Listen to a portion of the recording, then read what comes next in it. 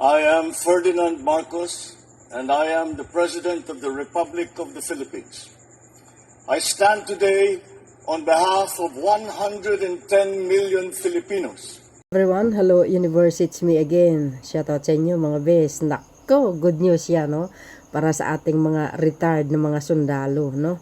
Ito po ay magkakaroon sa buong bansa. Para lang ito sa mga retired na sundalo, mga veterano. Kung nakikita mo po ang Pangulo, kung nakikita nyo po ang Pangulo ay nagpunta po dyan sa Lipa, Batangas, mga bes, para sa inaugurasyon, no?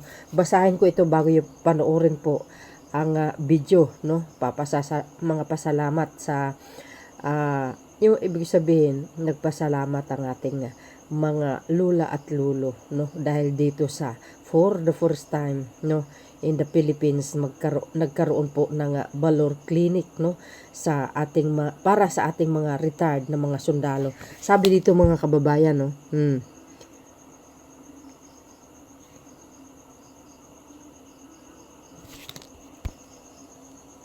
sabi diyan mga bes courtesy po ng ating mahal na Pangulo, no. Binuksan natin ang kauna-unahang Valor Clinic sa San Fernando, no. Airbase para sa ating mga veterano at active service members. Marami sa kanila ang nakatira na sa malalayong lugar at walang regular na access sa paggamutan. Tingnan mo guys, si Pangulong Marcos Jr. lahat nakikita niya, nabibigyan niya talaga ng solusyon. Simula pa lang ito, magtatayo tayo ng mas maraming Valor Clinic sa buong bansa dahil tungkulin kong alagaan ang mga nag-aalay ng sarili para sa bayan. You see mga bis, Valor Clinics, Fernando Herbers Hospital, Lipa City, ayan, Batangas, 27 June 2025. Go. Saan kayo makakita niyan mga bis? Talaga may malasakit ito si Pangulong Marcos Jr. Ikaw ba naman guys, siyempre deserve din po nila yan kasi nagsilbi sila ng matagal sa ating bansa, hindi basta-basta ang kanilang trabaho, kaya deserve po nila yan. Ito pa yung mga highlights, yan, si Lolo at saka si Lola. Hindi mo akalain guys, ang panahon lumilipas talaga. Tapos nung kabataan nila talagang siyempre mga astig ang mga yan. Si Pangulong Marcos Jr. Scout Ranger yan guys, huwag kayong ganyan. Pwede si Pangulong Marcos Jr. dyan na magpatingin ng kanyang health, yung kanyang yung healthcare niya, 'di ba? Pwede siya magpa-check up diyan. Scout Ranger yan mga bes. Ayan. In fairness guys, maganda ang lawak nito mga kababayan. Hindi basta-basta din. Biro nyo. Wow. Kita nyo yan. Saya-saya nila. Siyempre, mga ganyang edad, mga kababayan, talagang may sakit na. Totoo yan. Kahit yung 40 pataas lang Lalo na yung, ibig sabihin, mga 30 pataas. May naramdaman din. Lahat naman tayo nagkakasakit. Pero yung mga ganyang klaseng mga matatanda na, talagang matindi ang sakit ng mga yan, mga bes, ayan. At deserve po nila yan. Kaya ako ay masaya lagi talaga pag nakikita ko yung ganitong klaseng guys, yung magagandang proyekto ng Pangulong Marcos Jr. Ay natuwa ako talaga. So totoo lang. Saka the best president talaga. Lahat natutugunan niya. Kasama niya si Secretary Gibo mga bes. At pumunta rin siya dyan guys sa mga kasanduluan natin dyan sa Batangas. Ito, tingnan nyo ito bago nyo panoorin yung video sabi po dito guys, tungkulin kong tiyakin na ang ating mga sundalo ay may maayos na training at sapat na kagamitan sa ating hukbong himpapawid. Ang inyong pamahalaan ay lubos ang suporta sa lahat ng inyong ginagawa para sa bayan. Trabaho namin ang siguraduhin taglay ninyo ang lakas at kakayahang gampanan ang inyong misyon. Ay, wow, social. Ayan, tingnan natin yung highlights. Ayan, kung gusto nyo maging piloto, mag-enroll na kayo, Sabi ganun, Ay, ganda. Ayan, ayan, dami pala nila, mga bes. Ayan oh. Wow, ayan ang ating mahal na Pangulo oh. Grabe ano. Galing naman yan. Selfie pa more. Scott Ranger yan eh. Ang Pangulo ng Pilipinas. Dumaan din sa matinding training yan. Alam po natin lahat yan. So, para kumpleto detalyado guys, panoorin nyo itong video na ito. Okay, yung pagpunta ng Pangulo dyan sa Lipa para sa inaugurasyon po ng Valor Clinics para for veterans. Okay, eto na.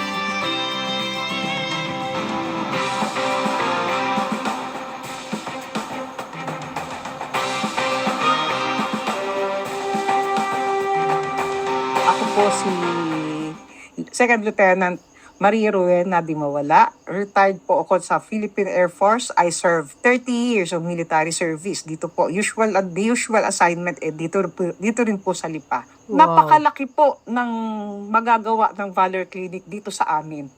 At nagpapasalamat po kami sa proyektong ito, una sa Presidente, kasi po binigyan nila kami ng chance na hindi na po mahirapan yung mga veterano, lalo na po yung mga matatanda na. Kasi ang nangyayari po dito, yung magre-rent sila ng sasakyan, halimbawa isang van, magsasama-sama sila, pupunta pa sila sa Quezon City para ma-check up. Madaling araw po sila umaalis.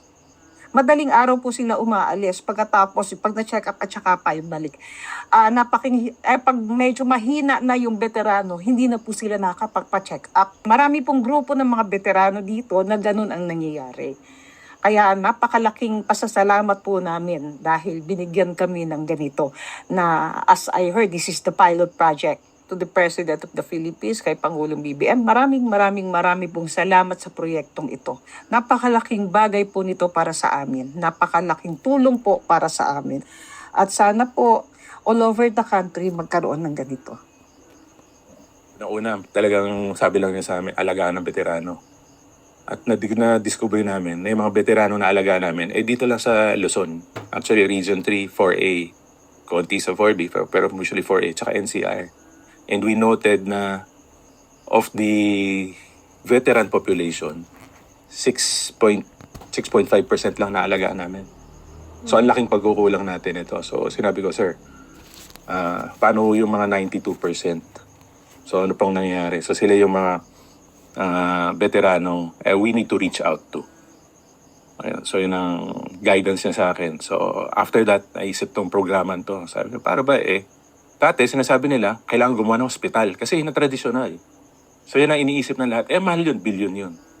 Pero how can we do this fast? How can we do it? Kasi nagkausap lang kami talaga ni Presidente na na-brief ko siya. First week of May.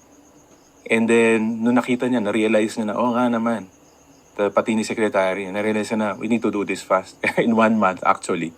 Wow. Ready naman na yun nasa Fort Bonifacio at saka ito inaayos na. Wow. Dito, we give them primary care. So, consultation. Una-una, siyempre yun, diba?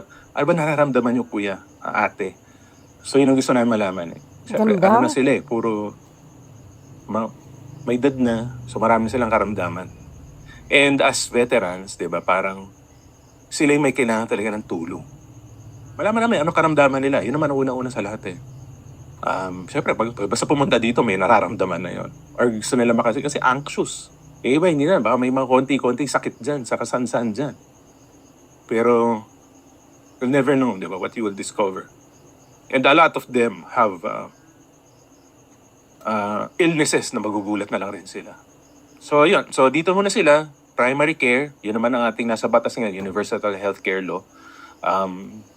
Makausap sila ng doktor natin kung kailangan ng spesyalista. Mga spesyalista kasi dapat sa hospital kasi sila yung nag-aalaga naman nakahiga, tulad na sabi ko. They can do the specialist consultations dito via telehealth. So gamitin na rin natin ang teknolohiya. Natutuhan na natin ito ng COVID eh. So package na rin namin dito. Hindi mo na kailangan pumunta ng hospital, kumbaga. Kahit malit lang yan, clinic lang yan, pero dikit siya sa hospital. Yun ang importante dito.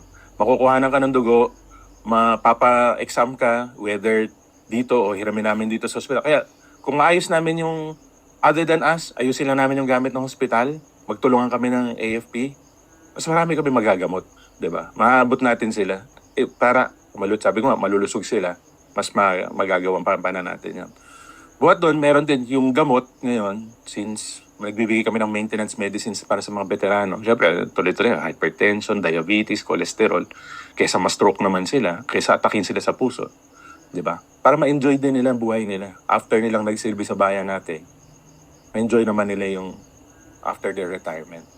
We will have this in 15 sites or in major military camps nationwide. Wow. Kailangan lang namin ng batas also syempre kasi dagdag tao. At least sa facility, hiram na lang para hindi ganun kamahal. Pero tsaka parang ma-roll out natin kagad. Importante kasi bilis eh. So yun guys, napakinggan nyo? Oh, ganyan kamalasakit ang Pangulong Marcos Jr. For the first time po yan mga kababayan ang Valor Clinic para sa mga veterano na mga sundalo. Saan kayo makakita ng ganyan? Sino nakaisip niyan, di ba? Oh, yan ang Pangulo na talagang pinag-ukulan niya ng pansin itong mga lolo at lola natin na nagsilbi sa ating pamahalaan nung sila ay bata-bata pa, na talaga namang deserve po nila yan. Ganyan si PBBM. Saan kayo makakita ng ganyan, guys? Naisip nilang ganyan, naisip ng Marcos admin, yan si Doktor, wow. At saka hindi lang dyan, guys, yan po ay nationwide, talagang magkakaroon. Alam mo naman si Pangulong Marcos Jr., kung pwede lang, lahat na lang, kung ibig sabihin, alam nyo naman si Pangulong Marcos Jr., gusto niya talagang ora mismo, mabilis dapat ang kilos. Nang sa ganun mapakinabangan ng ating mga lola at lolo na mga veterans na nagsilbi sa ating bayan. Ito ang pinakamaganda kay Pangulong Marcos Jr. Lahat nakikita niya, guys. Totoo yun.